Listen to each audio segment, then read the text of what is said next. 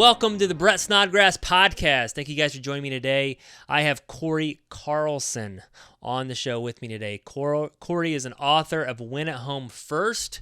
Make sure you guys get a copy of the book, Win at Home First. He's also the author of Rise and Go, which is his new book. And he basically coaches and consults with business professionals about how do you win at work and also win at home. How do you be intentional with your life as a leader? So today we're really going to dive into leading well and how do you live a life without regrets. So I'm going to get to that with Cory Carlson. Before I do that, make sure you go over to YouTube and check out our newly identified channel called Iron Deep. So that is the name of our new channel, Iron Deep. Also check out irondeep.com and subscribe to our newsletter that comes out each week. And we're also putting together a brotherhood community. So if you are a business owner between the ages of 32 and 57 and you love Jesus, then we would love to welcome you into our community. So you can apply on our website at irondeep.com. I'll see you guys there. Now, I want to introduce you to Cory Carlson. What's going on, Cory? Man, Brett, thank you very much for having me on today. Look forward to our conversation. Yeah, man, I'm super excited. I love what you do. Love what you do, man. Read the book. I got the book actually right here, Win at Home First. So check out this book. I've been looking at it, been reading it, studying it. I actually got it open as I just chat with you here, the author of Win at Home First, Cory Carlson's book. You got a new book coming out, Rise and Go. It's going to be coming out real soon this year. When's that coming out, Cory? In June 2022. So Gotcha. Looking forward to getting that out to business leaders. Yeah. So actually, when this podcast comes out, that book, I think it's going to be available. So also check out Cory's new book, Rise and Go. So Cory, man, awesome to have you on the podcast today. I always start out with this first question, and that is this. So who is Cory Carlson? Oh, man. I'm a broken man just trying to learn and get better every single day. And I think, the Cory Carlson today is, I try to be humble and just learn. And, basically I'm pretty darn hungry to get out there and share my message as well as just help others. Part of my story is one of brokenness and making mistakes at home, at work, along the way.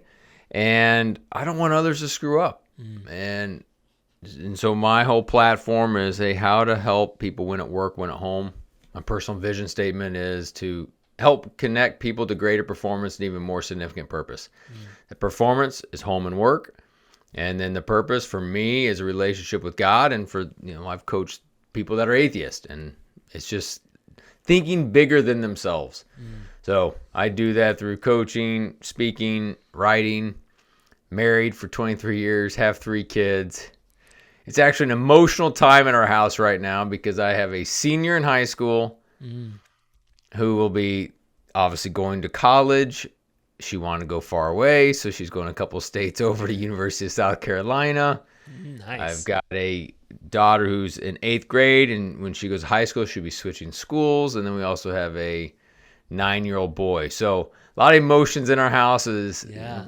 We're going to go from a family of 5, nonstop and family dinners to one off to college. So yeah, that's tears are flowing on different days in this house. Yeah, it's just crazy. Just the seasons of life. You go through those seasons. I think that's why you wrote this book too, Win at Home First, and want to dive into that a little bit. But you talked about you are a humble man, and so you try to be humble and to learn. So maybe tell us a time when you have been humbled.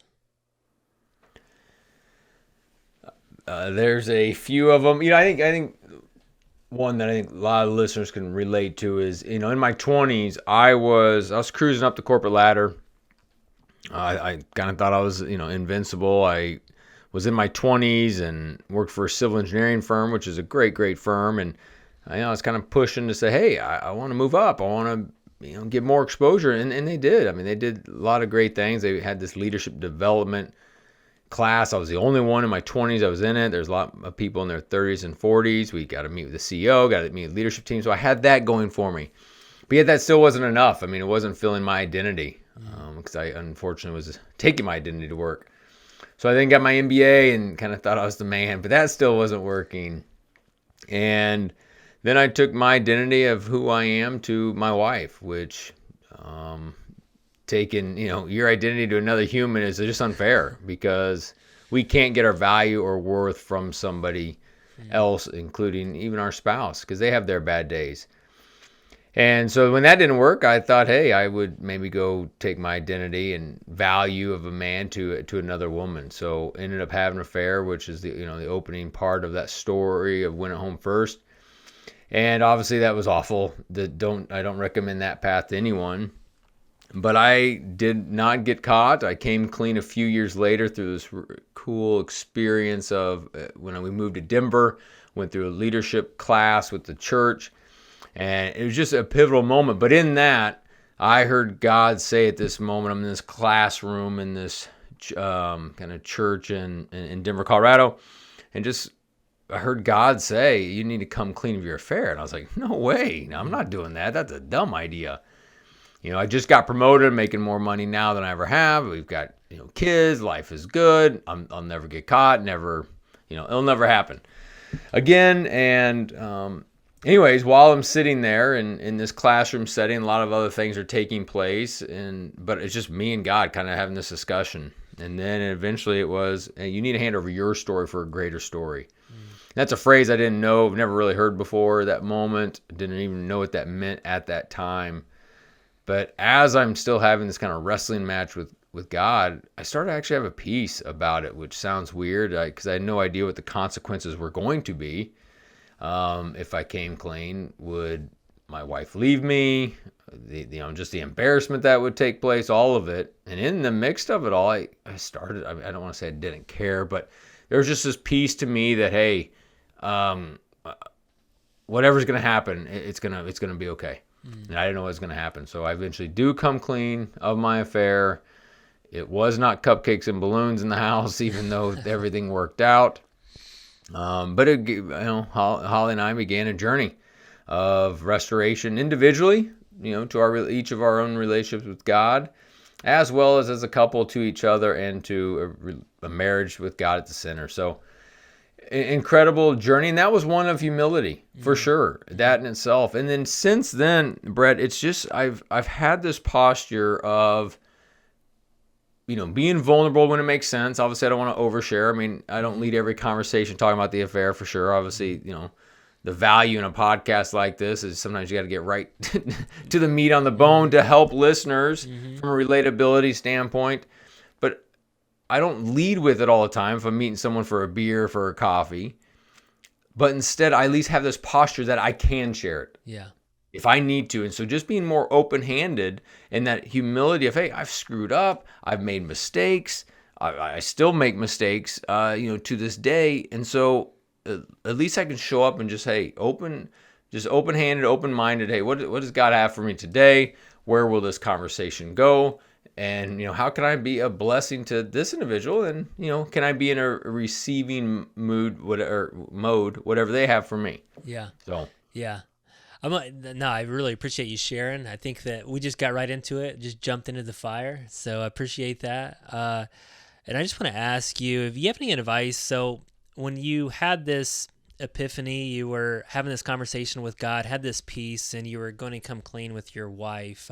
Did you bounce it off of any other mentors, any other men? Did you ask for feedback, advice? Should I share this, like a counselor, or did you just go for it?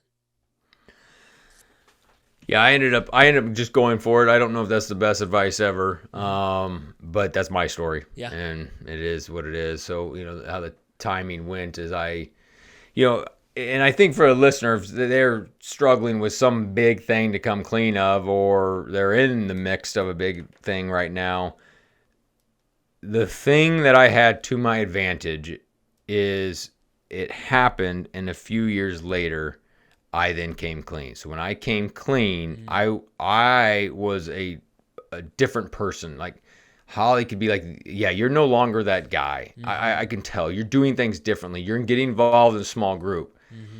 And so there was a change in my heart. God was softening my heart. Now, my recommendation is not to wait a few years, then become a new man, then come clean. Just because those few years were hard. I mean, it would creep up in my mind like, oh, I'm an idiot. I thought I was supposed to be a man of God, and I made this stupid mistake. So I'd go for a run, or I'd have a drink, or I'd pull out my laptop and do emails. Like, it would come to mind during those, years, a few years. It would come to mind. It would be a heaviness of I'm a dirtbag, or I'm gonna get caught, or something like that. So it would come up. So I don't recommend the delay, even though yes, it worked out in my favor, but it was hard. Yeah. For all those reasons, it was hard. So that's one thing I want to make mention. The other is when we moved to Denver, I was supposed to be this man of faith, and let's get in. My wife was like, let's kind of get involved in the church. And even though I didn't really want to, because I knew I had a skeleton in my closet, we went for it. And so we got going to church. And a cool part about the small group that I was in was awesome, real men who were vulnerable and sharing things like the challenges they may have with their marriage, challenges they're having at work, selfish ambition versus godly ambition. Maybe one guy had struggled with porn or whatever it was, but I never experienced Christian men vulnerable. I always had that veneer. Anyone I was exposed to kind of talked about walking the Christian life. Life was great. It was amazing. And so that was hard to relate once I had kind of a big sin in my life. So God was using all those men in that small group to soften my heart and get prepared for. So I did not go ask for advice, or should I share this? I think God was using that small group and all those different steps along the way to get to the point when I heard that what was audible to me, I know it wasn't audible to everyone else in the room. That's all I needed, because I think the work had been done leading up to that moment. And then when I came clean, oh man, there were some quick phone calls made to those buddies that were in that small group to say, hey, this is just what I did. And then they were right there to support me. Yeah. So I'm crazy grateful for that. Yeah, definitely. So it sounded like you had some men that were surrounding you during this time. You had some close, deep relationships that you hadn't experienced before. And that's amazing. That really helped you kind of start on this journey with you and Holly. So I'm kind of naming this podcast too, just to kind of put some things around it. So leading well and living a life without regrets. And so I think the thing that I really love about you, Cory, and just kind of reading this book, Win at Home First, is you're just constantly talking about leadership, whether it's in business or whether it's at home. How do you be a good leader in your workplace, but also at home?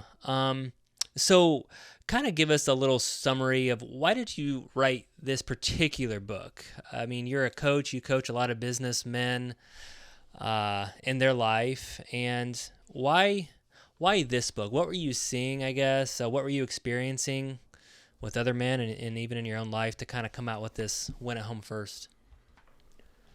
Yeah, I think a few things, just a little backstory on that. I never thought I would write a book. I mean, I'm a civil engineer by degree. I then got into sales, and I'm a sales guy. And so the reason I bring that up is, one, there may be some of you listening to this and you kind of feel this prompting to go do something, and you're just giving it all the lies already. You're giving it the head trash of, hey, I'm not that person to go launch a new business or write a book or a podcast or whatever it is. So that's just kind of the backstory for me. And how that came into play is I was coaching individuals, and I kept finding myself, as they're talking about their business, I could just tell something was amiss. Whether through conversation I could tell they're skipping their workouts, or I'm so tired and sluggish. It's like, well, when's the last time you worked out? Oh man, it's been a while. Or you could tell something was maybe amiss in marriage, and so it's like, when was the last time you were on a date with your wife? Oh, a few months ago, we went and did, X, Y, Z. And then, or just there was this frantic piece. I could just tell they're running from meeting to meeting. It's like, hey, when's the last time you just slowed down and had your quiet time or spent time in the Word? And so it just became like, those were just observations I had. So then the next ended up being, hey, was this phrase of, hey, you need to win at home first in order to have success in the workplace. Mm-hmm. And as I just kept saying this phrase and using like tools and helping make sure leaders are having success at home as well as their personal life, to make sure and ensure that they are having success at work. Mm. And so that just became a phrase I was using. And then in my quiet time, I kind of felt this prompting to write a book, to share my story, as well as different tools and frameworks that are in the book. And I ignored it. I was not obedient. And then within about a 2-week period, I probably should have documented this to figure out the exact number, but I would say almost every single client said something to the effect of, you should write a book on this. It was unbelievable, Brett.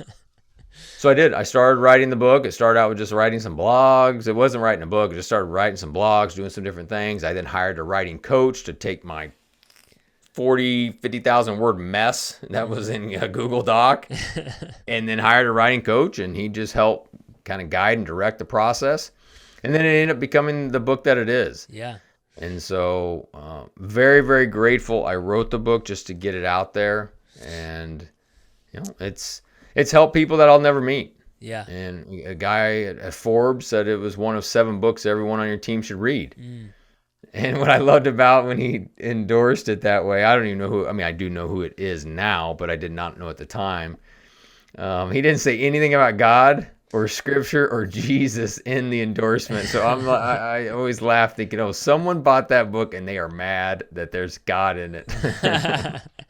No, that's cool. But that's why I wrote the book, is because I wanted to share my story. I wanted to have leaders out there know that whatever they're going through, a crappy culture at work, a rough spot in their marriage, a bad teenager, just a funk, they are not stuck there. Yeah. That no matter where they're at, they can recalibrate and get their life back in order. It's gonna take some intentionality, and some hard work, but it can be done. And so my heart was to put this book, get it in the hands of people, to let them know that, hey, they can start to make some changes. Yeah. No, definitely. I love that. You start off in the book just talking about you and just being about that self-awareness. You talk about the 5 capitals, which I find really good because obviously as businessmen, we're constantly measuring our success, our revenue and income, things like that. But rarely do we kind of assess some of the other capitals. And you talk about the spiritual capital. I think about that a lot. We talk about the relational capital, the physical capital, the intellectual capital, and then obviously the financial capital. But can you give a piece that's just kind of the whole, you're really focused on the whole person. And a lot of times we're just, our financial capital might be great, but our relational capital is down. Maybe our relational capital is great, but we're not making any money. And you're kind of like focused on the whole person in your coaching, it sounds like, and obviously in this book. So can you give a little taste of just the 5 capitals and how you use that? Yeah, those 5 capitals, I learned them 10 years ago. Very, very instrumental in my life. And I know there's other frameworks out there people will use, like, 4 F's, 5 F's, like, faith, family, fitness, finance. They're all, there's different ones out there. Mm-hmm. No matter which one you use, I think some of the key components, and that's why I gravitate towards the 5 capitals, is, having that spiritual at the top. Matthew 6:33, seek first the kingdom, and all the rest will be unto you. And this idea that, hey, we got to be spending time in the Word. We've got to get grounded.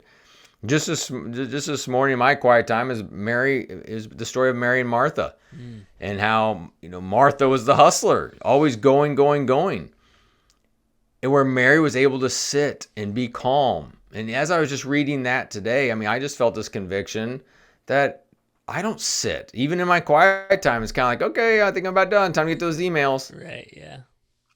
And so it's just kind of that reminder. And so by spending some time in quiet time, you can hear from God. And where can you make different movements? So I think that's a big part. And so with spiritual capital, for anyone listening, it's, how can you create space to reflect, to spend time in the Word, to pray, to slow down? And there's all kinds of data out there. There's even a great secular book called Lead Yourself First, where it talks about the power of solitude brings self-awareness and emotional balance. Mm.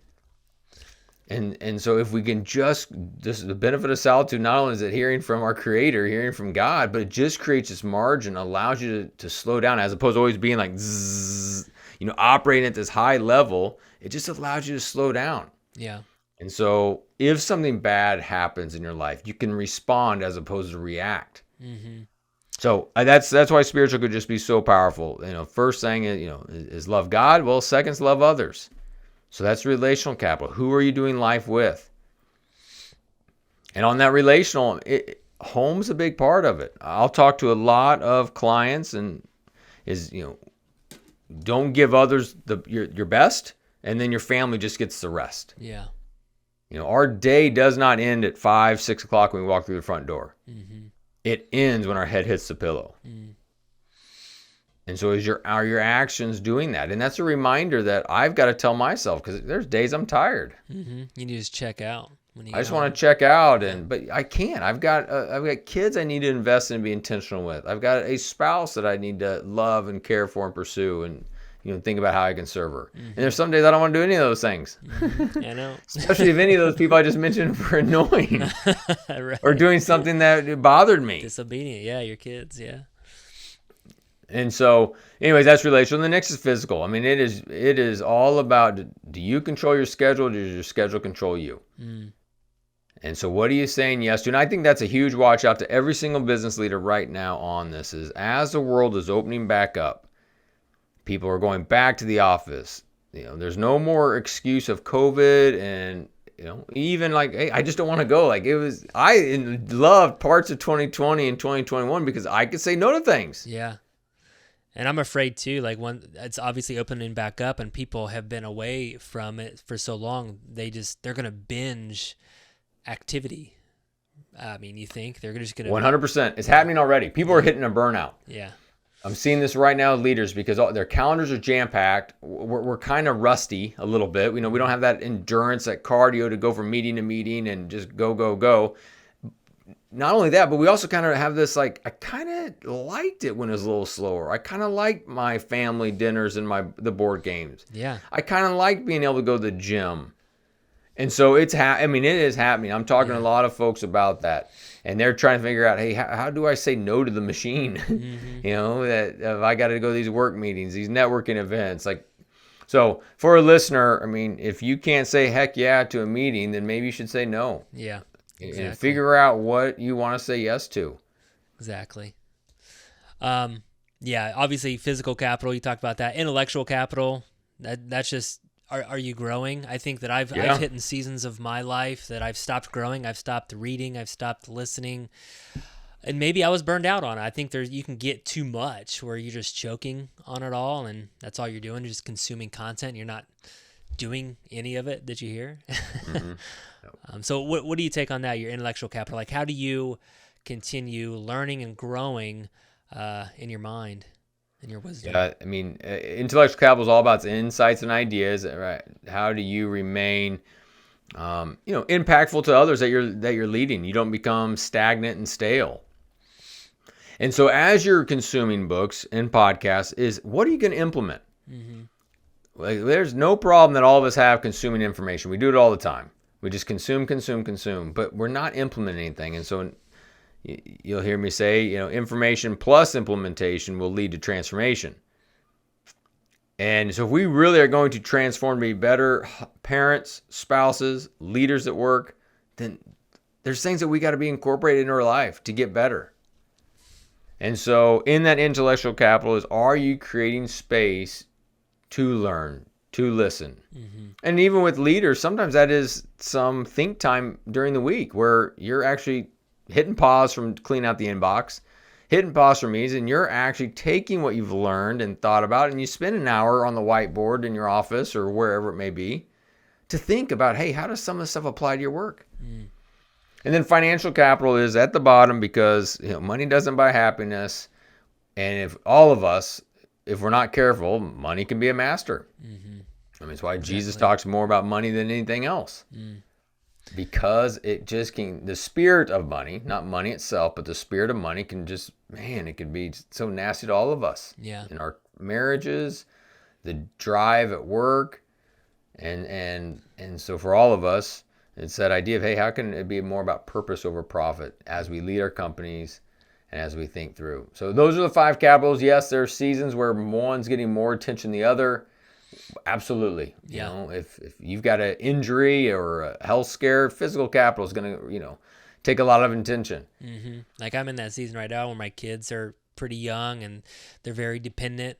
They want our attention all the time. So my marriage it's hard to find that time. It's because it's so soaked up into our kids. And so that's like one thing I'm like trying to pursue, and how do I get that capital working, more. So yeah, we just, when our kids are young, we just do the date night with the kids in one room. We're in the other room, but at least we're together, and we try to say, please don't come in here. Right. Please don't. Stay in there. And bribery. Hey, if you don't come in here, you get ice cream. There you go. And then we can hang out like in the sun porch, and we'll talk. Exactly. Well, that just kind of brings me to my next question. So your next part in the marriage is marriage, and in your book, Win at Home First. And so you talk about pursuing your spouse. And my question to you is, what do you find? Like, why do you find that guys, we stop pursuing our spouse? I remember when I was dating my spouse, and the first couple of years, we were all over each other. We were pursuing each other. And then now we're almost 10 years in, and I find myself, why have I stopped pursuing her?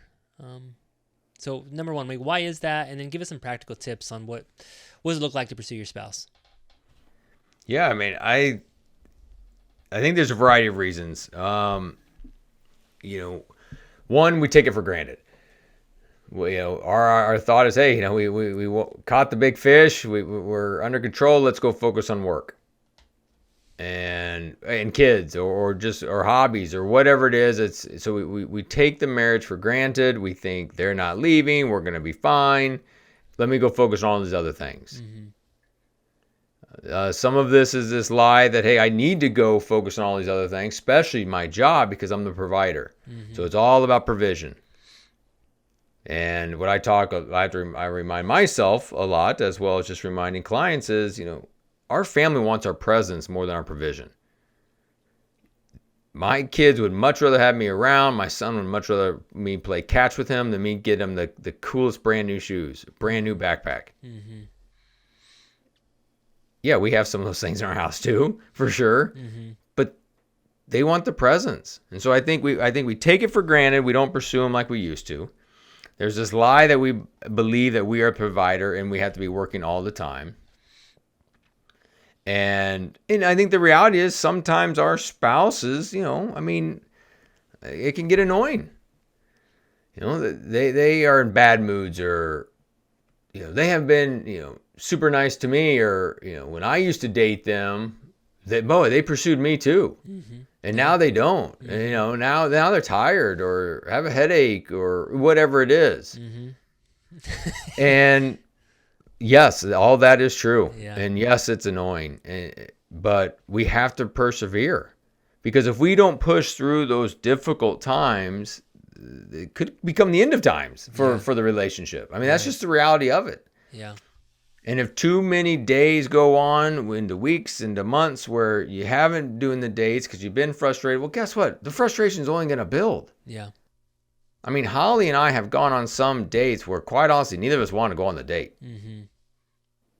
We just had one of these, like about a month ago, when I had got back in town from a trip to a speaking engagement in Kansas City. It was awesome. I was, it was, euphoric, and but I was also tired. I came back. Well, then she was at home with all 3 kids, so she's tired. We just weren't clicking. My jokes weren't funny. What she probably was doing that I normally appreciate, I wasn't appreciating. Just all these different things. And I am a big believer in scheduled dates. Spontaneous and scheduled. Spontaneous, right? I mean, that's what a lot of people, all of us, lean on. Is like, well, if the weather's nice, and maybe we'll go have a happy hour and sit outside. Yeah. But scheduled ones are ones we don't have to do. Well, Holly and I had a scheduled date that night, and quite honestly, I don't think if we wouldn't have had one, we probably just would have maybe gone our separate ways that evening or whatever. And but because of the scheduled date, we went out to eat, and man, it was awesome. God showed up. Yeah. We were there. We were able to kind of talk through it. forgive each other, and move on. But without the scheduled date, I don't know what would happen. We probably brush it on the carpet for a few days, few weeks, who knows? Yeah, so scheduled dates I think is super important. My wife and I also do that. Anything else that just to be intentional with your spouse? Any tips to the other guys out there how they can do something this week to pursue their spouse? Yeah, I think two things that have been helpful for Holly and I. Wish we would have started this like week number 1 in our marriage, but hey, we didn't, and now we know. But 2 different dates: the idea of love dates and logistical dates. So on Sunday nights, we will have a logistical date where we will get out our phones and go through the whole week. You know, it's informal, and we're hanging out. Probably there's music usually going on. We're having a glass of wine, and just going day by day. And so in that, we talk about who's got carpooling for the kids, the different nights. What events do any of us have those nights? Like, do I have a networking event for work? Do I have a happy hour? Or does she have something where she's getting together with the girls and her girlfriends? And so we just kind of lay out the whole week to get it to know each person's role. And we both have a chance to share some of the cool things happening. Yeah. Oh, like I have this podcast that I'm excited about doing. That's on Wednesday. Yeah.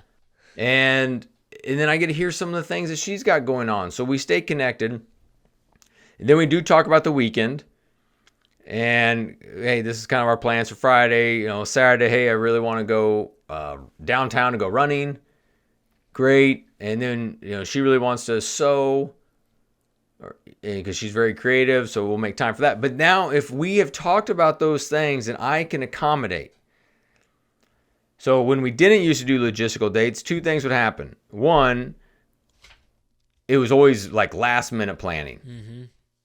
Who's going to go pick, Caleb up tonight? It's like, oh, well, I was going to go be over here. Yeah. I mean, I can't go do that. And so now it just makes it easy. There's no last minute. And also come the weekend, when we did not plan for it, if I wanted to go running, but I couldn't because I had now had kid responsibilities because she wanted to sew, I'd be mad. Yeah. Because it's like, oh, she gets to do what she wants. I don't get to do what I want. Right. Well, that's crap. And you're frustrated, yeah. And I'm frustrated. And every time I hear the sewing machine sew, I'd get frustrated like, oh, man, she gets to do what she wants. I don't. But now it's like, hey, I'll run the morning and then you sew in the afternoon. Great. That's cool. Awesome. So the logistical thing helped out significantly. And then the other piece was the love dates. Mm-hmm. And what happens is now that we've covered all the logistics and the carpooling, now when we actually go on a date, we can talk. Yeah. About each other and about, hey, it'd be so fun to do this for a vacation. It'd be so fun to do this. And it gets back to kind of that dating feel. Yes, we still will talk about kids' logistics a little bit, or, a new curveball show, came in. But logistics, love dates has been huge in our marriage. Yeah. And that's a thing that I've realized too. We have our scheduled date. We do it once a week. The logistics we're kind of sporadic on. And I've found that, during the love date, we talk about our schedules. We talk about what's coming up, and it's not super fun. And so now, just by reading, what you've been doing, we don't talk about schedules. We laugh together. Whatever, I don't know. Just start the date again. We do some fun things. We go bowling or something? Something just kind of we haven't done since in 5 years, right? So just laugh and fun. I don't know. That's my wife. She always says, like, I want to laugh more. I want to just laugh with you. I want to just have fun. And so we've been trying to do that more. So, Cory, we're about out of time, but I just want to kind of dive into a little bit. So you talk about parenting a little bit in the book as well. Not going to really talk about that, and then the last section is just about work. I mean, again, the whole principle is just how you can be not only a leader in your professional life, but also leading at home. And again, you're kind of like just that same person, and you're pouring in and impacting people. Your intention, it's almost like you're just intentional with your life. Like, that's when I look at you. I'm like, man, you are very intentional in the workplace, impacting people with you, pursuing your wife, pursuing your kids, and you're just intentional. Wouldn't you say that's just kind of summing up, just intentional in all of these capitals? Basically, is what you're saying. Yeah. Thanks for that word, that observation. And what I want to say is, yes, I'm very, very intentional. I also want to say I'm not perfect. Yeah. And and I truly mean that, meaning being intentional. Sometimes, because I screwed up. I took my eye off of something over there. I mean, the reality is I can't have my marriage perfect every day, my parenting perfect every day, writing books and my mindset perfect, because stuff just happens. I lose a client, I get frustrated. I thought I had this speaking engagement book, but they've changed their mind or whatever. My marriage is going great, then all of a sudden there's, I don't know, I don't like the way she responded to something, or I probably said something I shouldn't have said. And same thing with parenting, where just something goes off. I may have snapped at my son the way he handled something. So that's the real house. I mean, our house is not always winning at home first. I can tell you that. However, what I've learned over the years is, all right, all leaders get knocked down. It is just that the great leaders get up faster. So I'm trying to get up faster by saying sorry quicker, asking for forgiveness quicker, being intentional to course correct quicker than I used to. And that's what's helping. That's what's working. Yes, we have our bad days. Just last night, kind of had to rally the family together because I think, as I mentioned at the beginning of the call, I don't know if it was recorded yet or not, but just a lot of dynamics in our house of, senior in high school, getting ready to go to college. There's a lot of emotions, and they're good emotions, but they're also sad emotions. So last night, I had to rally the troop together, remind everybody we're on the same team. And, we actually, I prayed and just kind of prayed off any, spirit of just isolation and anger and all that, and just invite Jesus back into our house. And so it takes things like that, because things don't always go perfect in our house. And so I think anyone listening know that my house is probably exactly like yours. And so my encouragement to you is just be intentional, keep showing up. And there's so many things I do in my house that someone rolls their eyes at me. Yes, Dad, yes, let's, circle up and say a prayer. Yes, Dad. Right. I mean, you got teens, it's the reality. Yeah. I've been doing the family meetings, and I got the young kids, and they're all like crazy about it. And then my teens over there rolling their eyes. So yes. The good news with rolled eyes is they're listening. Right. I guess, hey. That's right. Guys, make sure you check out this book by Cory, Win at Home First. Also, check out his new book, Rise and Go. Cory, before we wrap up the show here, thank you so much for being a guest. But any advice just for our listeners out there? And where should they go if they want more information about you? I know you do speaking. You also do coaching. You do some challenges, which is pretty cool. You have done some 30-day challenges, really kind of that intensive growth period of 30 days, this program. So talk to us about last advice, and if someone was interested in getting to know you and what you do more. Yeah, well, thank you very much for having me on the show, first of all. I just love talking, sharing some of my wounds and brokenness in order to help somebody else. So thank you for allowing me to speak to your audience. Thank you very much. My website's Cory M. Carlson. All kinds of information there. You can sign up for a weekly newsletter that I send out. I've also got a couple free giveaways going on right now. One is 10 ways to win at home, and the other is this whole idea of pulling your future forward. So any goals, dreams you've got, going through this kind of 3-step exercise has been super helpful. It's a cool client story that actually ended up with them sending me a painting, and you'll learn when you download that piece. As far as any last tips is, no matter what you're thinking right now as you listen to this, and you're not alone. When I started coaching, I was intimidated, coach. I was intimidated to get the CEOs or business owners or someone on the other end of a Zoom call or maybe across a coffee table, because I'm like, they got all their crap together. And once you start talking, you peel back the onion, no one does. Even as I hopefully learned from me today, I try to be intentional. I try to win home first, but I got my bad days. I got my days where I skip the gym. Or I skip my quiet time. So whatever's going on through your head, don't let the devil tell you you're the only one. Man, you screwed up. You're the only one. No, you're not. You're not the only one. And get back up and be intentional with your day. Whatever's kind of that biggest frustration in your life or the biggest challenge, and what's one action step you can take to make that better? Love that. Awesome. Guys, check out Cory's website, corymcarlson.com, and check out his book again, Win at Home First, also Rise and Go. Cory, it's been awesome, man. Thank you so much for being on the podcast today, and God bless you, brother. Hey, thank you very much, Brett. It was awesome.